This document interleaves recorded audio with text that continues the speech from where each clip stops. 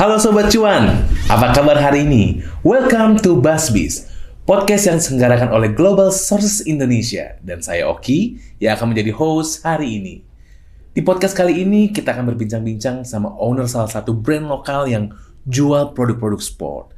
Mungkin Sobat-Sobat Cuan ada yang pernah nih beli atau pakai produk ini nih. Brand ini namanya Baller Bro. Nah, kira-kira siapa sih sosok di balik brand Baller Bro ini? Ada yang kepo nih Sobat Cuan? Without further ado, kita kenalkan Bro Herbie Kurnia. Halo. Apa kabar bro? Thank you. Kabarnya baik banget Kak Oki. Terima kasih sudah mau hadir dan meluangkan waktunya datang ke podcast BuzzBiz. Terima kasih juga udah undang aku kesini. So happy to be here. Yes. Boleh sedikit ceritain lagi sibuk apa belakangan ini bro? Selain menjalankan bisnis Baller Bro. Yes, kesibukan belakangan sih ya jalan bisnis Baller Bro, bikin produk-produk baru, marketing juga plan-plan untuk Q3, Q4 ini. Dan saya juga ada kesibukan sebagai travel blogger lah untuk side hustle ya. Oke, berarti selain businessman juga sebagai traveler juga ya? Kayak content creator lah. Content creator juga. Dan dicek nanti di profile ya. Oke. Sering jalan-jalan juga berarti ya? Ya lumayan. Ya. Review gitu. Oke. Terakhir kemana bro? Terakhir sih kayak tahun ini abis dari Finland, Norway untuk lihat-lihat lah kan. Sekalian bikin video travel Indonesia. Abis experience Aurora dong ya? Iya benar. Nice. Oke, kalau bisnisnya sendiri nih kira-kira lagi ada apa nih lately? Yang bisa diceritain? Lately sih kita lagi terus develop produk baru. Kita juga mau launching produk baru di bulan September ini. Produk yang sebelumnya kita belum pernah launch ya. Jadi secara konsep nih cukup unik. Hopefully bisa useful buat para anak-anak basket di Indonesia. Wah, oke. Mungkin ini buat Sobat Cuan yang suka hobi basket, ditungguin nih gebrakan barunya dari Baller Bro nih. Oke, kita ngomongin Baller Bro, kita ngomongin tentang bisnis. Boleh ceritain sedikit gak awal mulanya bisnis ini berdiri? Oke, jadi awalnya itu karena gue tuh awalnya dari dulu suka banget basket. Dari SMP udah aktif tanding keliling Jakarta lah, ngelakuin sekolah. Dan ada pertandingan lainnya juga, klub. Dan selama pertanding di keliling Jakarta itu kan lapangan basket itu kayak gak semuanya tuh sesuai standar ya. Kayak ada beberapa lapangan tuh yang kayak bagus banget, ada beberapa lapangan tuh yang kayak rusak banget, yang kayak lapangan parkir dikasih ring. Jadi selama perjalanan tuh aku tuh lihat banyak banget lah orang-orang cedera, dari kawan, lawan, karena kurangnya juga protection kan ya di masih produk-produk protection buat basket di Indonesia. Ada sih di mall tapi kayak harganya tuh mahal-mahal banget. Nah, jadi karena itu ya dari kecil tuh kayak sempat kepikiran ide lah pengen bikin tuh kayak sebuah brand basket gitu. Untuk bisa yang affordable tapi bisa melindungi para pemain basket juga. Ternyata pas udah gede kepikiran lagi dan akhirnya mulai cari-carilah cara untuk bisa bikin bisnis ini dan cari-cari bahan, supplier, testing dan akhirnya mulai bikinlah beberapa produk-produk pelindung basket. Jadi kayak pelindung lutut, pelindung ankle, pelindung tangan. Jadi kayak para pemain basket tuh kalau jatuh, misalnya kayak tabrakan gak cedera. Dan harganya tuh juga jauh lebih murah dibandingkan di mall. Kayak paling 20%-nya di mall gitu. Di mall bisa jutaan, di kita dulu kayak gak sampai 100.000 udah bisa dapat pelindung lutut gitu. Lalu pelan-pelan kita ini sih, ya kayak ada anak-anak basket request apa, misalnya kayak pengen ada ini dong. Kita pun cari-cari research dan ternyata kita bisa launch. Jadi akhirnya sekarang kita produk basket kita sih udah banyak banget sih, kayak mungkin ada 50-an tipe produk kali ya untuk anak basket di brand kita ini. Nah, berarti emang dari awal tuh memang keinginan pribadi sendiri ya, abis itu baru request dari teman-teman, jadi bisa lah terjadi Baller Bro. Jadi Baller Bro nggak hanya sepatunya aja, tapi proteksinya juga dijual juga ya. Jadi awalnya tuh malah proteksi dulu awalnya tapi lama-lama kita juga tester lah, kayak bola basket kan juga mahal ya kalau di mall, sepatu basket juga apalagi, dan size-nya juga kadang terbatas. Jadi kayak banyak anak basket tuh yang kayak mereka tuh Jadi mereka tuh kayak nggak pakai sepatu basket karena sepatu basket tuh mahal ya. Iya. Jadi kalau kayak main biasa mereka bisa pakai sepatu sekolah kan kurang aman ya. Jadi kita tuh mencari kayak suatu hal yang bisa membantu mereka juga. Jadi kayak affordable tapi dipakai basket tuh juga oke, nyaman. Jadi bisa makin baik lagi orang main basket di Indonesia dan anak-anak Indonesia kan bisa makin sehat. Which is good ya. Jadi ini juga kita punya tagline juga nih, sepatu basket keren untuk pelajar. Iya. Keren. Gitu. Keren. Jadi untuk semua kalangan ya, apalagi buat pelajar nih ya. Iya, kita sih hero customer kita pelajar. Kita jadi kalau bikin produk tuh mostly kita pikirin para pelajar yang suka main basket ini. Tapi gak dikit juga sih orang-orang yang di luar pelajar yang pakai sepatu kita gitu. Wah, nice. Oke, ngomong-ngomong tentang Baller Bro, pasti kan kayak ada nih yang keunggulannya gitu kan ya. Nah, kita pengen bedah nih salah satu sepatu dari Baller Bro nih. Mungkin dari solnya, material sepatunya, apa aja yang dipakai nih. Dan sebenarnya kalau enak ada barangnya ya gitu ya bro ya. Oh iya tentu dong. Jadi saya bawa juga nih kebetulan. Bawa barangnya, wah Sobat Cuan. Mas Harbi bawa barangnya. Wah, keren banget. Nih, boleh gue pegang ya bro ya? Boleh dong, boleh banget. Wah nih, Sobat Cuan, ini salah satu produk dari Baller Bro. Betul. Kalau boleh tahu ini produknya tipe apa nih? Ini namanya Baller Bro BB5. Ini sepatu basket yang harga terjangkau banget. Dan ini juga sepatu basket yang jadi nomor 1 penjual terbanyak di Shopee. Gitu, seluruh Shopee Indonesia. Oh, paling direkomend nih ya di e-commerce ya? Iya, gitu. Nice. Nah, boleh sedikit breakdown gak nih, mulai dari bahannya, materialnya tuh apa aja bro? Ya, jadi tuh uppernya tuh ada mesh. Jadi mereka tuh breathable. Jadi kalau dipakai tuh gak panas ya. Jadi kalau dipegang tuh mereka tuh kayak ada jaring-jaringnya atasnya. Jadi kayak angin tuh bisa masuk. Jadi udara kita tuh gak pengep lah. Iya, sirkulasi oke. Lalu di midsole-nya ada Eva midsole. Jadi kayak ada bantalannya. Lalu di bawahnya ada solid rubber juga. Jadi ini nyaman di sini ya dipakai ya. Gitu. Dan di belakangnya ada heel counter ya. Jadi itu agar sepatunya itu lebih balance lah. Jadi kayak kita gak mudah ankle. Jadi sini ada semacam kayak plate gitu. Iya. Nah, itu paling penting juga tuh ankle ya. Banyak banget orang-orang main bola, main basket itu pasti musuhnya adalah ankle. Iya. Dan gitu. Bro Harbi bikin ini untuk proteksi itu ya. Iya, jadi walaupun harga terjangkau, gak nyampe 400.000, tapi kita bisa pastiin kalau sepatu ini tuh worth it lah. Gak sampai 400.000. Iya, gitu. Wow. Ini looks-nya sih more dari 500.000 sih kalau menurut gua ya. Wah, nice. Apa sih alasan Bro Harbi tuh memilih material tersebut? Sebenarnya sih dari trial error aja ya. Soalnya kan kayak aku dari dulu kan juga suka coba-coba sepatu basket lah yang unik-unik dari brand gede, brand kecil. Jadi dan udah main basket puluhan tahun, jadi saya bisa rasain aja sih kayak sepatu yang enak tuh kayak bahannya kayak apa sih. Sepatu yang kurang enak tuh bahannya kayak apa. Kayak orang yang berbadannya tinggi lebih nyaman pakai apa, orang yang larinya cepat nyamannya pakai apa, orang yang suka mainnya misalnya kayak tabrak-tabrak ke dalam, mainnya enaknya pakai sepatu apa. Jadi kita cari yang sepatu yang secara overall tuh nyaman dipakai berbagai posisi, berbagai tipe badan gitu. Oke, jadi nggak perlu gonta-ganti lagi ya? Iya. Lu sampai mikir sampai ke sana ya? Iya, gitu. Soalnya kan kalau di Indonesia kan nggak semua orangnya kayak bisa beli kayak punya banyak banget sepatu gitu ya. Jadi aku harapin satu sepatu ini tuh bisa dipakai tuh ya kayak untuk berbagai situasi. Jadi walaupun dia sepatu basket tapi kan dia dipakai buat casual juga pasti bisa. Karena kan secara looks kan kayak gak kaku banget gitu. Buat daily ya.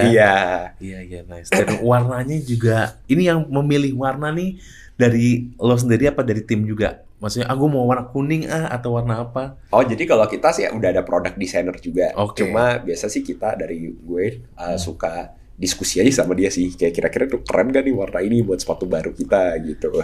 Iya. Nice. Pemilihan warnanya juga gue suka banget. Karena gue pribadi suka banget warna kuning. Wah, mantap. Mungkin pas tadi di warna kuning, wah. Ini sepatu gue demen banget nih. Mantap banget. Oke, dan menurut lo nih, sepatu seperti apa sih yang disukai dan dibutuhin oleh para sport enthusiast di Indo? Disukai dan dibutuhin ya. Kalau menurut gue sih orang Indonesia sih sukanya yang secara looks tuh kayak keren deh, yang unik, keren, dan orang-orang juga lebih suka yang low cut. Kalau sepatu kan ada yang tinggi, ada yang pendek. Ya. Ya, jadi Ini middle kali ya? Ya ini agak middle, jadi gak sampai low banget. Dan sekarang ya seneng juga sih sekarang di Indonesia brand-brand mulai banyak dan banyak inovasi juga. Jadi dengan adanya produk-produk keren itu pastinya kan makin banyak juga orang Indonesia yang suka olahraga. Jadi ya gue excited juga buat itu. Wah, benar-benar. Dan kenapa sih sepatu dari brand luar negeri itu cenderung memiliki harga yang lebih mahal? Apakah benar-benar unggul dari segi kualitas atau itu cuman karena branding aja gitu, branding aja yang kuat? Menurut lo gimana? Depends juga sih. Soalnya beberapa sepatu misalnya beberapa sepatu basket misalnya dipakai di benar oleh pemain-pemain terbaik di NBA gitu misalnya. Itu pasti kan secara kualitas pasti beda ya. Karena kan dia untuk dipakai kan juga dari manusia yang pakainya sendiri juga beda kan ya. Kayak misalnya dipakai orang 80 kilo dan mungkin kayak orang 120 kilo yang berotot, larinya bisa ngedang, pasti perlu teknologi bantalannya beda, macam beda. Jadi pastinya ada keunggulan juga. Dan secara branding juga mereka kan punya campaign-campaign yang lebih besar, pasti perlu budget juga ke sana. Tapi sebenarnya ya kita brand-brand lokal juga dia day by day, year by year kita juga membaik dan ya bukan untuk kemungkinan juga sih jika one day kita bisa berbicara juga di segi internasional di bidang internasional. Hopefully ya kita sebagai brand lokal one day bisa mendekati lah. Amin.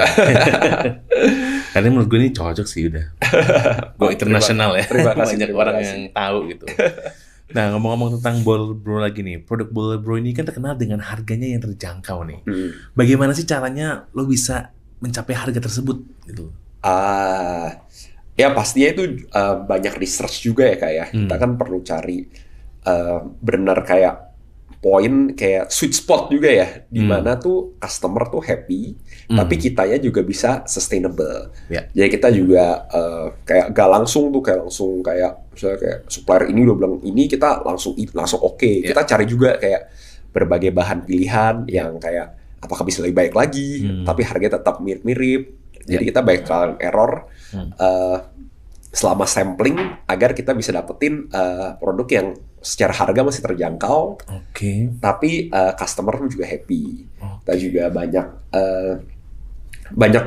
kayak organic marketing itu kan juga kita bantu kita juga ya untuk nurunin cost kita. Jadi kalau marketing misalnya kita pakai banyakin video-video di sosial media kita yang bagus, jadi kita tanpa perlu ads bisa menjangkau banyak orang. Itu kan juga helpful banget ya. Dan juga kita banyakin word of mouth marketing juga. Kalau produknya bagus kan pasti saling ngomongin ya. Misalnya kalau dapat sepatu ini lalu ngomong ke temen, itu kan word of mouth marketing. Jadi itu bisa help brand kita membesar juga gitu. Apa namanya, kalau gue juga boleh tahu, tadi kan dari jelasin juga nih. Terus kira-kira tuh start dari berapa sih harga sepatu Baller Bro ini? Iya, kalau harga sepatu kita tuh paling murah start dari 325.000. Ya, itu sepatu basket 325.000. Terendahnya tuh. Iya, tapi itu juga sepatunya juga udah terjual 10.000 pasang juga dan dari size 48 juga harganya segitu gitu. Jadi ya itu bisa dikatakan salah satu yang paling terjangkau ya di Indonesia. Berarti nggak ada custom nambah lagi harganya gitu. Iya, untuk sementara kita nggak ada. Untuk sementara kita mau size yang dewasa itu mau yang 43 sama 47 gitu sama harganya. Paling termahal, paling tertinggi? Kalau paling termahal 619.000 kita. Iya, tapi itu secara kualitas juga oke banget dan ya nanti bisa dicoba lah. Nice. Nah, makanya sebenarnya ngomongin tentang bisnis tuh kayak sourcingnya juga harus benar ya bro ya. Nah, mungkin juga lo pasti kan banyak sourcing dari banyak di luar tuh mungkin segala macam ya. Nah, gue juga mau ngasih tahu nih, jadi nanti lo bisa sourcing nggak perlu jauh-jauh lagi bro. Terus sourcing cukup ada di Indo. Di Jakarta. Itu ada di pameran Global Sources Indonesia tanggal 19 sampai 21 bro. Wah, bentar lagi deh ya. Iya, bulan ini September. Oke, mantap. Ya lu bisa datang, lu bisa lihat itu banyak banget itu namanya barang-barang, lu bisa pegang, lu bisa sentuh dengan secara langsung. Jadi lu nggak perlu ke Hong Kong, lu nggak perlu ke luar negeri untuk cari-cari, lu hanya datang ke JCC Senayan. Lu bisa mempererat hubungan kerjasama juga antara brand lokal nih sama pabrik atau supplier mancanegara untuk memperkuat value produk lu gitu.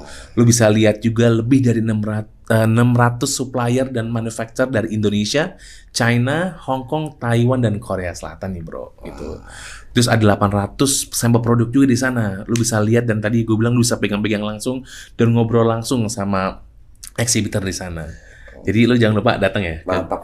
Global Sources Indonesia. Thank you. Tanggal 19 sampai 21 September di bulan ini. Siap. Apa sih perbedaan utama antara sepatu lokal dan brand luar? Atau sebenarnya menurut lo nih kualitasnya sudah setara?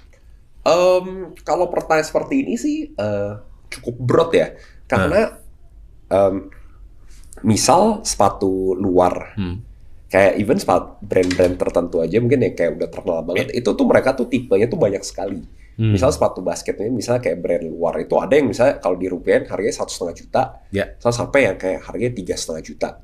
Itu secara kualitas pasti kan beda banget ya. Betul. Dan sepatu lokal juga sama, brand lokal juga sama. Mungkin ada yang dari 300.000, tapi ada juga sekarang sepatu brand lokal yang sampai 1 jutaan gitu. Jadi ya pasti ada yang bagus, ada yang kurang juga kalau secara ini ya tipe-tipenya. Tapi kalau menurut saya sih dua-duanya sih punya kelebihan tersendiri ya. Kalau kayak sepatu dari luar pasti mereka kan brand-brand luar mereka punya kayak marketing campaign yang keren-keren banget ya, kayak udah next level. Lalu kita juga melihat para hero kita memakai sepatu itu pasti kita kayak semangat juga ya, kayak gue pengen tuh jadi kayak ini gitu. Pakai brand ini juga gitu. Tapi kalau kayak brand lokal mungkin kan kayak bakal ada koneksi tersendiri ya. Misalnya kalau kita follow brand ini dari dulu banget, dari dia kecil sampai ternyata sekarang brandnya udah mulai gede, mulai dipakai misalnya di tim nasional dan lain-lain, kita ada punya koneksi tersendiri. Jadi ya untuk customer pasti ada kesenangan tersendiri ya untuk pakai brand lokal maupun brand luar. Oke. Kalau ngomongin tentang bisnis juga pasti kan ada up and down-nya nih bro. Gue pengen tahu selama lo ngejalanin bisnis ini ada nggak sih tantangan atau kendala yang pernah dihadapi oleh Bowler Bro nih, dan gimana lo sebagai ownernya dan juga tim lo menyikapinya? Oke. Pasti banyak ya. Cobaan. Tapi yang paling gue ingat sih waktu itu ketika ini kan udah BB5 ya. Waktu itu gue mau launching BB2. BB2 jadi kayak 2020 tuh. And then tiba-tiba udah datang tuh ribuan barang, udah ready, udah keluarin duit banyak banget juga. Udah siapin konsep buat launch lah, segala macam, iklan. Total ternyata ada COVID dan seluruh lapangan basket langsung tutup. Jadi kalau kayak waktu itu kalau COVID kan kayak basket itu kan olahraga yang kayak ini ya kalian tahu lah ya, kayak mainnya bareng-bareng. Jadi tuh kayak lama banget bukanya. Jadi kayak terbiasa untuk main basket lagi tuh kayak mungkin ada 1,5 tahun 2 tahun kali ya, kayak orang Indonesia bener stop. Kayak ada momen tuh kayak orderan kita dari cukup banyak jadi tinggal 1, 2. Itu pun cuma kayak jump rope. Soalnya kan semua di rumah kayak gak ada yang mikirin lagi buat sepatu basket gitu ya. Semua kan mikirnya ya hal-hal yang untuk penting sehat nih gitu ya. Ya jadi ya cukup struggle juga, tapi untungnya nggak sampai banyak cut karyawan, kita tetap bisa survive dan ternyata abis COVID kita bisa bounce back lagi gitu. Iya. Nice. Memang semuanya pas COVID tuh merasakan ya. Iya. Tapi kalau kayak ada beberapa kan yang kayak bounce back lebih cepat. Iya. Nah, sekarang mungkin kayak kita bisa ke mall, kita udah bisa ke mall lagi, kita udah bisa ke supermarket lain. Tapi kalau lapangan basket tuh berlama banget, super duper lama. Kayak ada momen kita main basket, COVID udah mulai menurun, kita mulai main basket lagi, tapi lapangan cuma boleh 3-on-3. Nggak boleh banyak ya? Iya, so ada yang lapangan harus pakai masker. Bener lama banget buat kita bener balik. Dan pertandingan basket antar pelajar, antar komunitas juga stop tuh lamanya lama banget. Sedangkan kan kalau buat kita, kalau ada pertandingan basket antar pelajar tuh naik kita penjualan kita kan, pada anak-anak mau nyari sepatu baru lah atau kayak pengen lebih keren, jadi penjualan kita naik. Jadi ya cukup lama lah kita breaknya lah gitu. Berarti during the pandemi itu gak ada produksi dong ya? Ya kita mencoba jualan aja sih. Cuma ya kita nggak berharap gimana banget. Dan secara penjualan juga dropnya ya cukup gila gitu. Tapi masih bertahan tuh cukup luar biasa ya. Dan sekarang udah comeback lagi, comeback stronger ya. Iya, terima kasih. Nah, bagaimana sih Baller Bro menghadapi persaingan di pasar yang sangat kompetitif ini? Oh, oke. Kalau persaingan sih, menurut saya ya itu normal aja ya. Kayak kita mau dimanapun pasti semua orang kayak pengen maju gitu, pengen bisnisnya bisa maju, bisnisnya bisa sukses. Kalau saya sih selama ini saya cuma pikir ya reverse engineer aja sih. Saya coba pikirin hero customer saya, para pelajar suka basket ini pengennya apa sih? Dan kita juga sering banget nanya, ngobrol kayak dengan customer, mau di toko, online maupun offline, kayak apakah udah senang dengan produk kita? Kayak pengennya ada apa lagi sih dari brand kita? Dan jika mereka ada masukan-masukan, kita catetin. Sehingga ketika kita mau launching produk baru pun, kita mau bikin marketing campaign, kita mau jalanin sesuatu, itu tuh kita selalu keep in mind hero customer kita untuk kita jalani itu. Jadi ketika kita launch pun kayak secara konsep tuh kayak bisa ngena lah di mereka. Jadi kita bisa bertahan untuk cukup lama di sana itu tanpa terlalu melenceng. Misalnya kayak banyak godaan juga pasti ya, kayak ayo buka yuk, coba bikin sepatu apa misalnya hiking misalnya. Lu bisa kok bikin sepatu hiking, sepatu apa. Tapi kan kalau